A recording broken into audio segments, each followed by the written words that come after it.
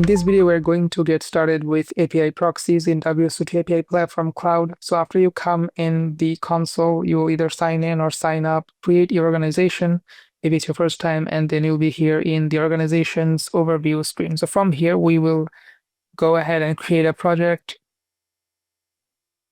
give it a name, and then select create. This will take you to the API Proxy creation page. So from here, in the API Proxy screen, select Import API Contract. We will paste a sample OpenAPI spec of an API, and then select Next. And here, let's give our API a name, Sample API, and we will deploy in the WSO2 managed gateway in the cloud. So select Create.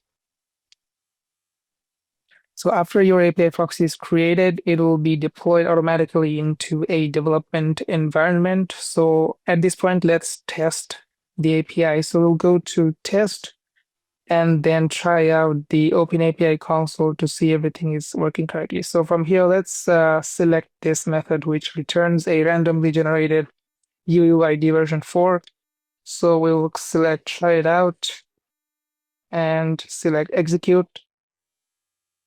And we get a successful response back giving us a UUID. So if you notice that this API endpoint is secured with a security header, which was injected automatically in this request as we sent it. So perfect. Now let's promote our API proxy to production. To do that, let's go to deploy. And it's in the development production now. So let's go to promote and select use development endpoint configuration, and then select next, and it will get promoted to production and deployed to the cloud. So now if we go to, so let's now go to manage and then lifecycle. We will publish this API to the developer portal so it can be consumed by applications and clients. So select confirm. So now if we go to the developer portal, select here, we will see the API appear in this sample screen. So we're in, so our API has been published in the developer portal. So from here, we will create an application that will consume the API. So go to applications, create application, give it a name, select create.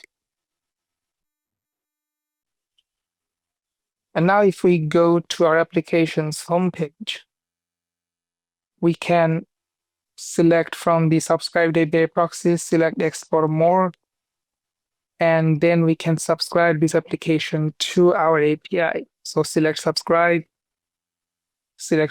again, and you will be subscribed now. So now, if we go to our applications page and then select our application, we will select manage keys. And from here, we will generate either production and sandbox level. Since we have promoted our API proxy to production, we will select this tab and then generate some application keys for production to secure it. So closing it, we'll select generate.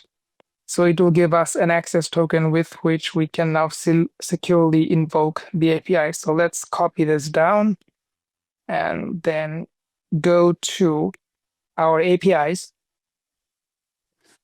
and then select our API and then select documentation.